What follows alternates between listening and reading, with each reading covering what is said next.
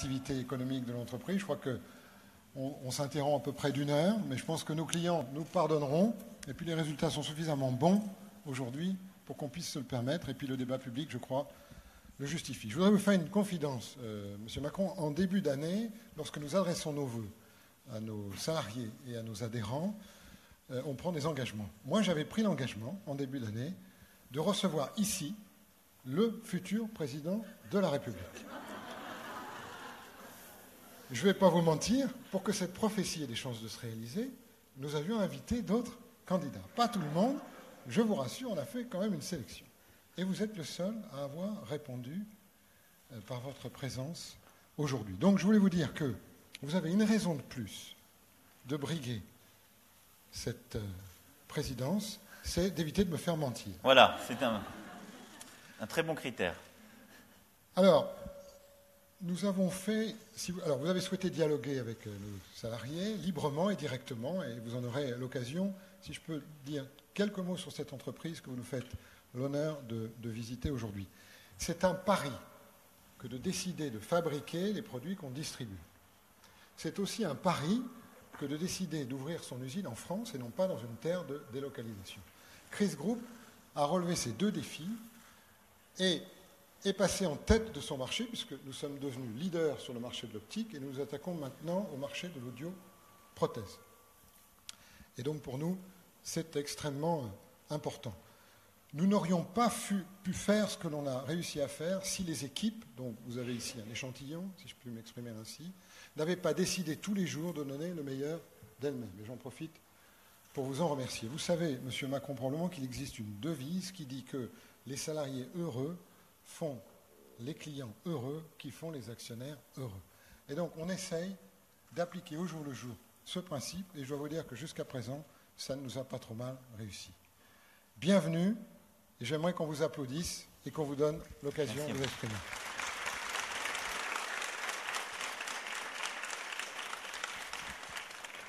Merci à vous, merci pour votre temps.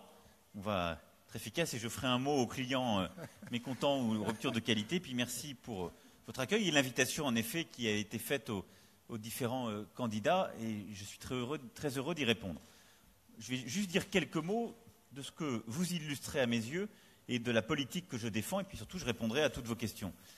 Moi je crois dans la réconciliation d'une politique de compétitivité, d'une politique sociale. Je plaisantais hier dans le meeting que j'ai fait en disant « en même temps », parce que beaucoup me reprochent de dire souvent « en même temps » dans les commentateurs politiques.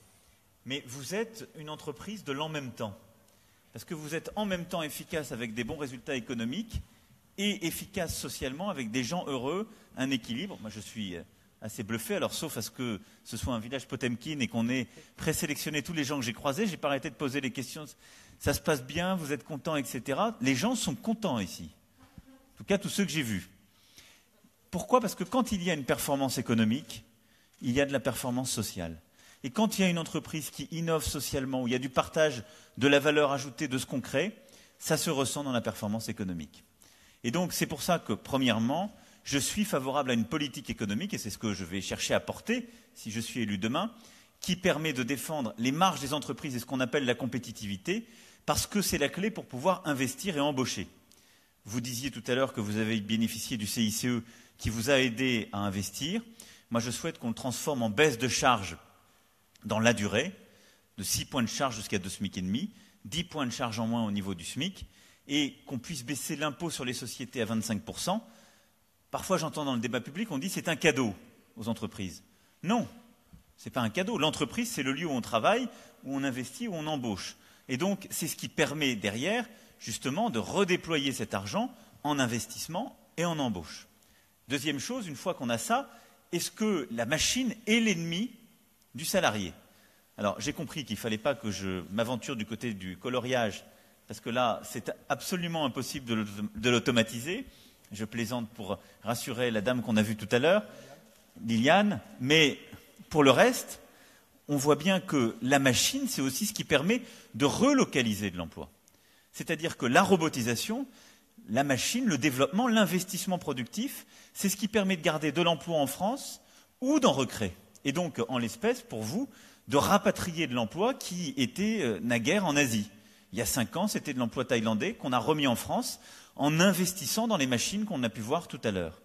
Eh bien ça, il faut le comprendre parce qu'on a eu parfois un débat en France où on disait la machine, c'est l'ennemi de l'emploi salarié. C'est faux. Et d'ailleurs, il suffit de regarder nos voisins allemands. En Allemagne, il y a 5 fois plus de robots, de robotisation qu'en France. Il y a 2 fois moins de chômage. Simplement, ça suppose, en même temps qu'on fait l'investissement dans la machine, et là j'ai pu le vérifier aussi à chaque fois, qu'on investisse dans les personnes. Et ça, c'est la politique que je veux conduire, c'est-à-dire une vraie politique de formation professionnelle, d'accompagnement, de formation d'ailleurs des chômeurs, qui permet de se qualifier ou de se requalifier durant toute la vie. J'ai vu tout au long de notre visite des femmes et des hommes qui me disaient « j'ai appris pendant 1 mois, pendant 6 mois à travailler sur cette machine qui est justement venue, dans laquelle on a investi il y a 4 ans, 5 ans, 6 ans. » S'il n'y a pas un investissement dans la personne, à ce moment-là, on détruit de l'emploi. Et donc l'investissement, ça doit toujours être un investissement productif et un investissement humain. Et ça, c'est la politique que je veux conduire à travers justement cette transformation de notre formation continue et une politique dans laquelle on va former, dans les 5 ans qui viennent, 1 million de jeunes qui sont très loin de l'emploi et 1 million de chômeurs de longue durée. Pourquoi ? Parce que ces 2 millions de personnes qui aujourd'hui sont très détachées de l'emploi et qui sont au chômage de longue durée ou très éloignées de l'accès à un emploi, si on ne les forme pas, elles ne pourront pas en retrouver. Et ça, c'est un investissement qu'on doit, c'est un investissement de la nation, qui est indispensable de la même façon qu'on a un investissement primaire, si je puis dire, à travers l'éducation. Et cette mentalité, on doit la changer, on l'a oubliée, je dirais, en France. On a plutôt bien formé des gens qui étaient déjà bien formés ou les mieux formés dans la société, n'est pas assez transformé cela.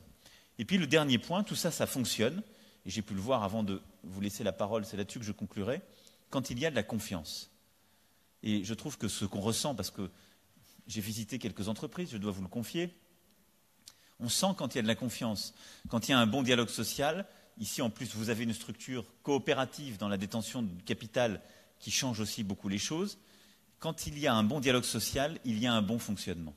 Et c'est d'ailleurs pour cela que moi, la politique que je veux mener, c'est une politique qui déterminera dans la loi les principes et qui renvoie beaucoup plus à l'accord majoritaire d'entreprises ou de branches les équilibres à définir. Parce que je crois dans la vitalité du dialogue social. Parce que je pense que c'est là que se construit la vraie confiance de terrain, la vraie capacité à trouver les solutions pratiques. Et parce que je pense que quand on est dans une entreprise où il y a de l'innovation sociale et sociétale, on est aussi dans une entreprise où il y a de l'innovation économique, où on crée de la valeur et où les gens sont plus heureux. Et je trouve que la réconciliation ici faite dans cette entreprise de l'en même temps que vous représentez est parfaite à cet égard. Et donc la bataille que je veux mener, c'est une bataille pour la compétitivité prix par la baisse des cotisations et de l'impôt, de la compétitivité hors coût par la montée en qualité, ce que vous faites, et donc l'investissement productif, et en même temps de l'emploi, parce que c'est par ce biais-là qu'on peut embaucher, former, permettre à chacune et chacun de se développer. Et ça, pour moi, c'est le chemin français des prochaines années. Ça suppose qu'on sorte de, parfois, nos conflits ou nos représentations. Oui, l'investissement productif n'est pas l'ennemi de l'emploi, bien au contraire, il est la condition de possibilité. Oui, la compétitivité, c'est ce qui permet aussi une vraie politique sociale. Mais oui, pour y arriver, il faut des patrons, un dialogue social, des employés qui sachent se parler et trouver les bons équilibres, et là aussi combattre les excès. Voilà, en tout cas, à cet égard, je trouve que vous êtes un formidable exemple et une formidable illustration pour nombre de nos concitoyens de ce qu'une politique efficace économiquement et socialement peut donner, puisque ici, vous avez relocalisé, ici, vous avez recréé de l'emploi, en particulier d'ailleurs dans un bassin d'emploi qui est en difficulté, parce que ce choix a été fait, parce que vous avez investi dans les hommes et dans le capital. Maintenant, je vais répondre à toutes vos questions. Allez-y, monsieur le délégué. Merci, M. Macron. Moi, je voudrais demander comment vous faire pour relancer le pouvoir d'achat, que les Français ils ont tellement à être durs à la fin du mois. Parce que depuis qu'il y a eu M. Sarkozy, M. Hollande, on a eu les riches qui s'enrichissent et les pauvres viennent des pauvres. Je voudrais savoir comment comptez-vous faire. Alors, je n'ai pas de recette miracle sur le sujet, mais 2-3 choses. D'abord, moi je pense qu'on peut recréer de l'emploi et donc se développer, avoir cette politique, en préservant et même en développant le pouvoir d'achat de ceux qui travaillent. Donc ça, c'est la politique, c'est-à-dire je ne veux pas être dans une proposition où, en quelque sorte, je dis pour réussir, Il faut que les gens soit aillent vers des emplois plus précaires, soit travaillent plus en gagnant moins. Suivez mon regard. Ça, ce n'est pas la politique que je propose. Je pense qu'il faut pouvoir travailler davantage si on le veut, et on le décide dans le dialogue social, mais il faut être rémunéré pour cela. C'est pour ça que, moi je souhaite pouvoir remettre l'exonération de charges patronales et salariales sur les heures supplémentaires. Ça, c'est un point important quand on décide de s'investir dans l'entreprise, c'est du pouvoir d'achat. Deuxième point, je veux financer différemment le chômage. C'est-à-dire que pour moi, le chômage, ça ne doit pas être que les salariés, ça doit couvrir les salariés, les indépendants, les commerçants, les agriculteurs, les entrepreneurs. Et on va faire avec le chômage comme on a fait avec la maladie. C'est-à-dire qu'on va baisser les charges payées par chacun, et c'est l'impôt qui va plutôt le financer. Et donc, je supprime toutes les cotisations salariales, chômage, pour le renvoyer vers la CSG. Et donc, vous allez avoir un peu plus de 3 points de charge salariale en moins et 1,7 points de CSG en plus. Ce qui, pour tous les travailleurs, quel que soit leur statut, indépendants, fonctionnaires, salariés, sera un gain de pouvoir d'achat. Alors ça dépend du niveau de salaire, c'est proportionnel, mais ça fait 3 points de charge en moins. Et ça, c'est du direct, c'est du pouvoir d'achat qui est lié au travail. Et plus on travaille, plus on gagne en pouvoir d'achat là-dessus. Troisième point, très précis, quand on est au SMIC aujourd'hui, ou autour du SMIC, on a plein de gens qui nous disent, on l'entend, moi, je n'ai pas intérêt à travailler plus, à accepter cet emploi à temps plein ou à augmenter, parce que entre les impôts que je vais payer dessus, que je vais commencer à payer parce qu'on rentre dans l'impôt sur le revenu, et ce que je vais perdre en aide au logement ou autre, j'y perds. Ou j'ai quasiment pas intérêt à travailler plus. Moi, je l'ai entendu plein de fois, c'est devenu aberrant. Et donc, je fais une réforme de la prime d'activité, et donc on va rendre beaucoup plus intéressant, si vous voulez, l'heure travaillée supplémentaire entre 0,8 et 1,3 SMIC. Au total, ces mesures, quelles conséquences elles ont? Pour quelqu'un qui travaille au SMIC, il aura l'équivalent d'un 13e mois. C'est ça la conséquence de ces mesures très concrètes. Et ce 13e mois, il ne sera pas payé par le patron. Il sera payé par les réformes que je viens d'évoquer et par la transformation qu'on va mettre en place. Si je vous disais le 13e mois, c'est le patron qui le paye, je lui enlève de la compétitivité et je détruis des emplois. Donc ça, c'est vraiment de la mesure de pouvoir d'achat qui est financée par ces réformes, mais qui est importante et qui donne du pouvoir d'achat à celles et ceux qui travaillent. Puis à côté de ça, le pouvoir d'achat, c'est le salaire, mais c'est aussi ce qu'on paye à côté. Il y a un élément important pour beaucoup des classes moyennes qui, en France, payent cet impôt, c'est la taxe d'habitation. Et dans mon programme, il y a la suppression pour 80% des Français, c'est-à-dire jusqu'à un revenu de référence de 5 000 € par mois pour un couple avec 2 enfants, eh bien, la suppression de la taxe d'habitation. Pourquoi? Parce que c'est un impôt très injuste. Il est injuste socialement et il est injuste territorialement. Il est plus élevé ici qu'à Paris. Donc, celui-là, on le supprime et je finance ça comment? Par les économies que je fais sur l'État. Je fais 60 milliards d'économies. Avec ces 60 milliards, je réduis notre déficit, surtout. Et puis, je fais 10 milliards de baisse, c'est l'impôt sur les sociétés et les charges pour les entreprises. Et 10 milliards pour les ménages, c'est la taxe d'habitation. Voilà. Tout ça, ça touche le pouvoir d'achat et le concret. J'aurais une deuxième question, M. Macron. Alors attendez, il y a madame qui a une question pour la parité, puis après... Bonjour, M. Macron. Une question concernant les seniors, parce que vous nous avez parlé des jeunes, des chômeurs, mais les seniors, qu'en est-il de votre action? Alors, vous parlez des seniors au travail ou après le travail? Alors, le vrai défi pour les seniors au travail, c'est de retrouver un emploi, et donc c'est d'avoir une politique qui incite à embaucher des seniors, et c'est d'avoir la formation qui permet d'y arriver. Je m'explique. Aujourd'hui, on a beaucoup d'entreprises qui n'embauchent pas des seniors. J'ai pu voir tout à l'heure que ce n'était pas votre cas, puisqu'il y a une dame qui m'a dit qu'elle avait été réembauchée à 50 ans, ici même, alors qu'elle venait de chez Zeiss, je crois, et qu'elle avait été licenciée. Donc, quand je parle, moi, d'un bonus-malus par filière, c'est de dire qu'on doit encourager les entreprises qui développent plutôt les contrats durables et l'emploi des plus jeunes et des plus âgés, et donc le critère des contrats seniors sera pris dedans, on leur donne un bonus, et ceux qui systématiquement sortent les seniors ou n'embauchent jamais de seniors, ils ont un malus. Et ça, c'est quelque chose que vous pouvez réguler. Pourquoi? Parce que d'autres pays le font, les États-Unis, par exemple, parce que ça pèse sur le système de chômage français. Parce qu'aujourd'hui, hypocritement, en quelque sorte, on sort les seniors après 50-55 ans du système, on les met au chômage et on attend la retraite. Donc ça, c'est le premier point. Il faut inciter les entreprises à les garder ou les embaucher avec ce système de bonus-malus par secteur et par branche. Ensuite, c'est aussi dans le débat public, dans le dialogue. Il faut déstigmatiser les seniors et bien expliquer qu'un senior, c'est quelqu'un qui a une expérience embarquée dans l'entreprise et qui lui apporte. Et pour ce faire, il est important de valoriser. Troisième sujet, c'est la formation. On va se retrouver, on est dans un monde où les compétences sont en train de changer, qu'on le veuille ou non. Pourquoi ? Parce qu'il y a des changements technologiques profonds, il y a le numérique qui arrive, il y a des transformations dans nos méthodes de production. Et donc, vous allez avoir des catégories d'entreprises qui vont fermer. Vous n'êtes pas aujourd'hui pleinement touché par ça parce que la robotisation, vous êtes en train de l'apprendre. Mais je pense par exemple au secteur de la banque.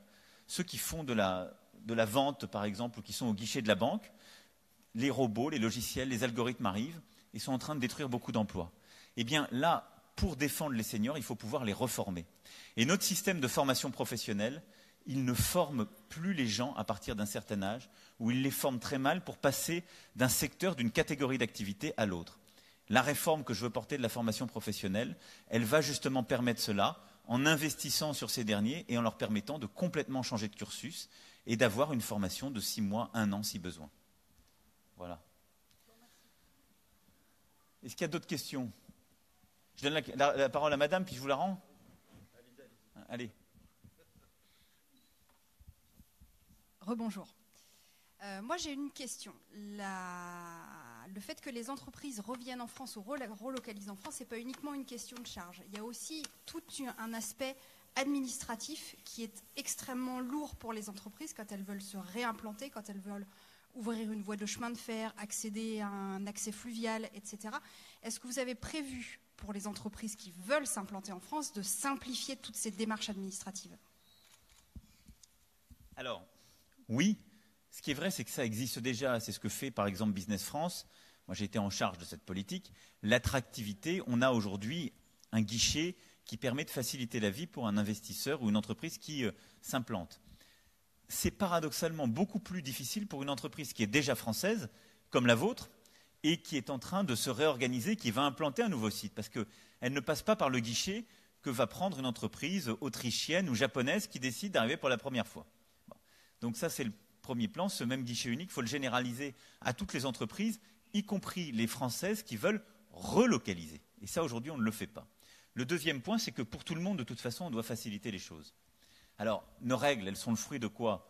Aussi du fait qu'on est attaché à l'environnement, au calme, à des règles. Bon. Et on ne veut pas que ce soit le Far West. Et c'est du coup plus difficile de parfois faire les choses chez nous que dans des pays qui sont des pays en développement où ça va beaucoup plus vite, c'est beaucoup plus simple. Il y a quand même toujours une justification derrière. Par contre, ce qui ne va pas, c'est qu'on a accumulé les délais et les procédures. Donc, moi je vais généraliser. Ça prendra du temps, je ne vais pas vous mentir, mais on a commencé à l'expérimenter, moi quand j'étais ministre, sur quelques procédures. Le certificat unique, c'est de dire quand vous demandez une autorisation, quand vous allez recréer un nouveau centre, on vous entasse aujourd'hui les délais. Vous allez avoir une enquête d'utilité publique dans bien souvent des cas. Ensuite, vous allez réavoir le permis d'urbanisme. Et à chaque fois, vous avez une même enquête, vous prenez un délai de 6 mois administratif. Le certificat unique, le projet unique, c'est quelque chose qui écrase tous les délais pour en faire un seul. Je vais l'expérimenter dès le début du quinquennat sur les zones les plus tendues.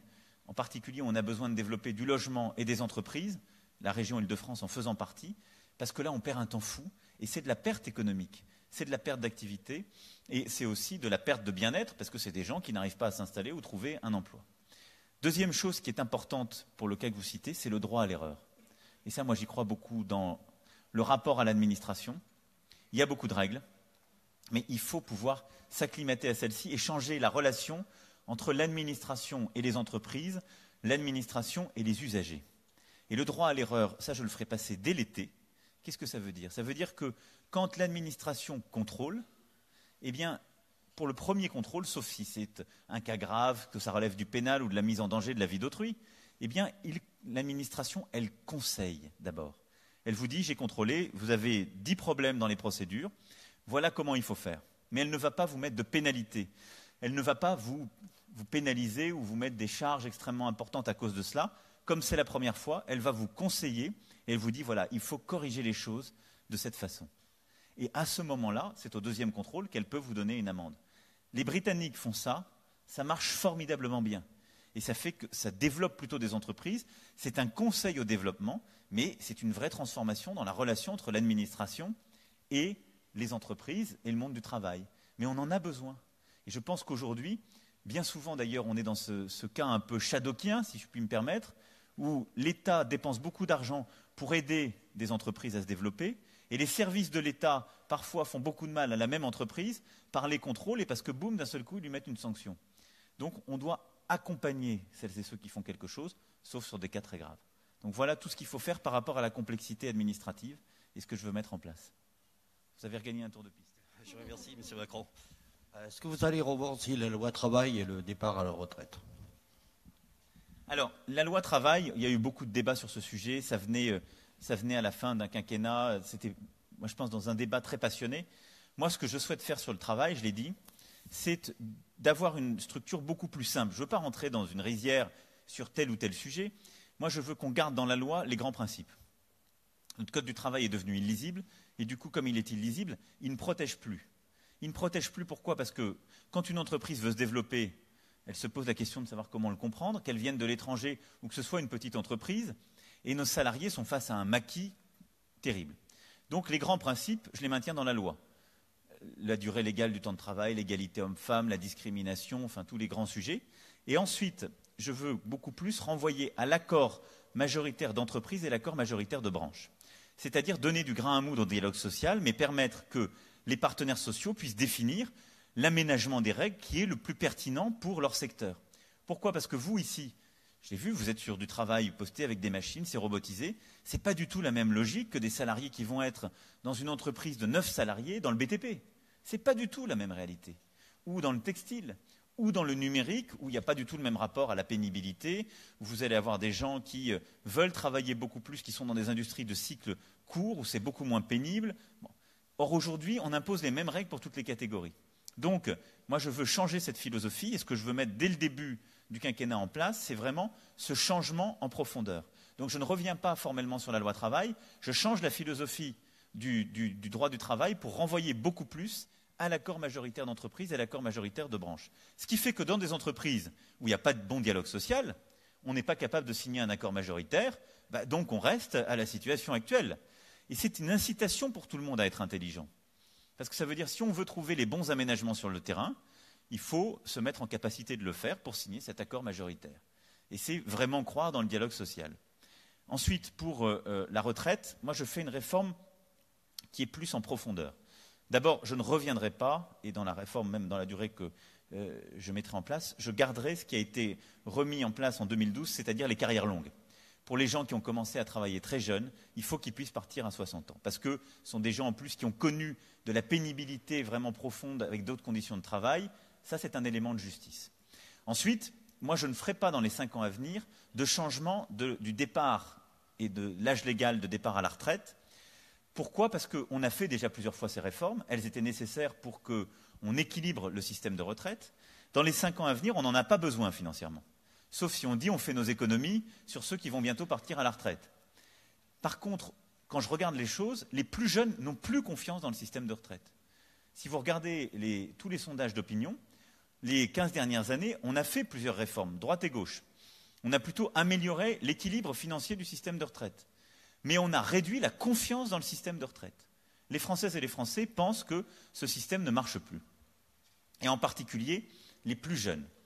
Donc moi, ce que je veux faire, c'est créer un système unique, c'est-à-dire où les 37 régimes de retraite qui existent aujourd'hui, vous imaginez, 37, on va les faire converger en un seul régime, où 1 euro cotisé donnera lieu au même droit, quel que soit votre secteur d'activité, régimes spéciaux, etc. Et donc, on va progressivement faire rentrer tout le monde dans ce même régime. Ce qui veut dire qu'on va utiliser le début du quinquennat pour mettre tout ça à plat, négocier avec les partenaires sociaux, mettre les chiffres sur la table, ensuite voter une loi sur cette base, et puis progressivement, selon votre âge, vous rentrerez dans le régime. Ce qui veut dire que toutes celles et ceux qui sont à 5 ans du départ à la retraite, ils ne seront pas concernés. Ils restent avec le droit actuel. Rien ne change. Tous ceux qui sont à la retraite, rien ne change pour eux.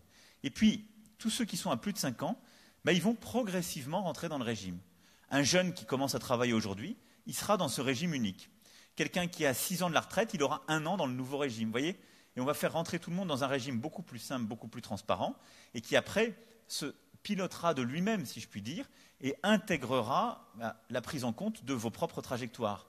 Si vous faites 2 ans dans un métier très dur, physique, où vous allez vous fatiguer davantage, il y aura une prime de points. Si vous décidez de surcotiser pendant quelques années pour pouvoir partir plus tôt à la retraite, vous pourrez le faire. Mais ce sera individualisé, lisible, et vous aurez un compte qui sera consultable sur Internet ou en appelant, qui vous donnera à chaque année de votre vie active le moment où vous en êtes.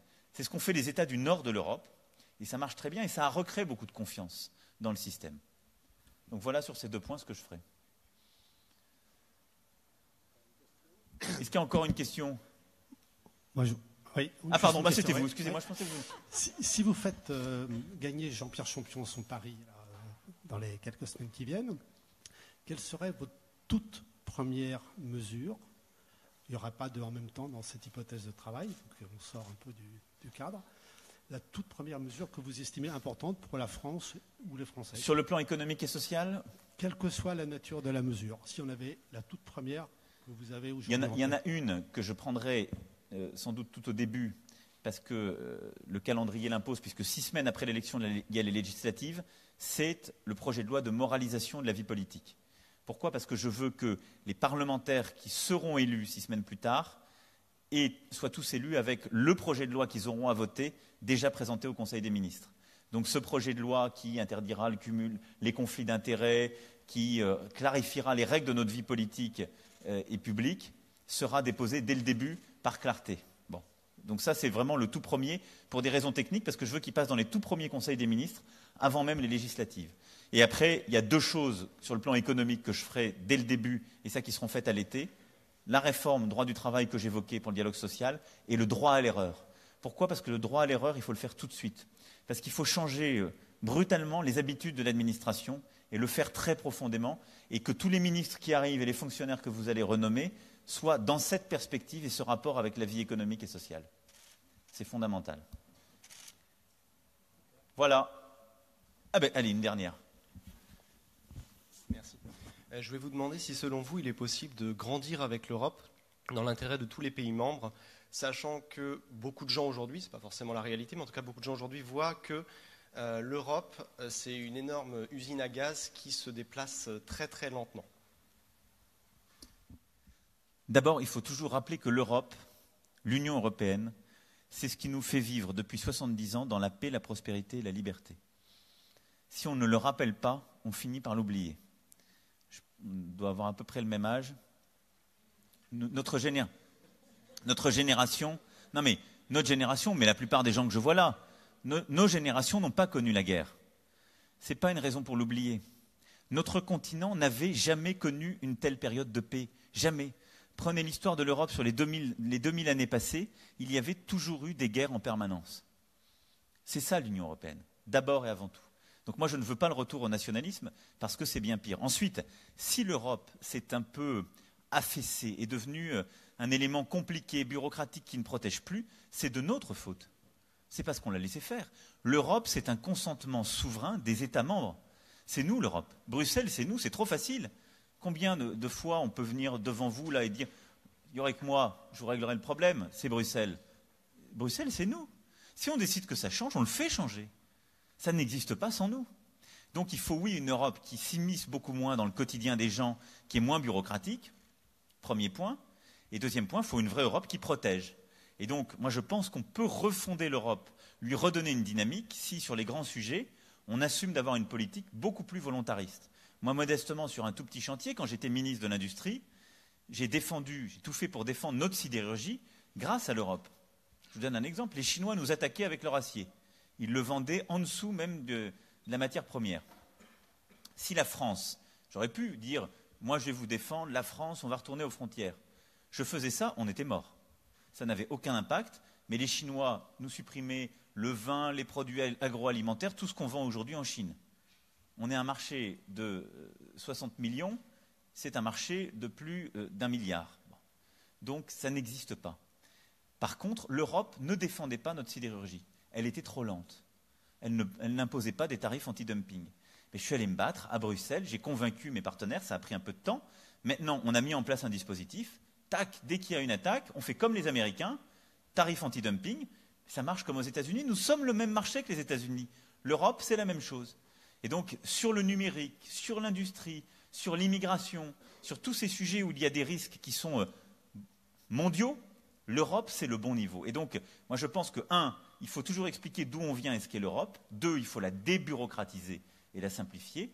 3, il faut redonner une vraie capacité, et ça dépend de nous, d'avoir une Europe qui protège, qui défend les intérêts des salariés, des créateurs, qui défendent nos valeurs face aux risques du monde et qui nous permettent d'aller de l'avant beaucoup plus vite. Donc moi je suis favorable à plus d'Europe parce que je veux une Europe qui va plus vite, qui sur le numérique, l'environnement, l'industrie, la protection de nos citoyens face aux grandes migrations et au terrorisme apporte des réponses concrètes dont je pourrais vous rendre compte et d'avoir une Europe qui en même temps retisse du lien.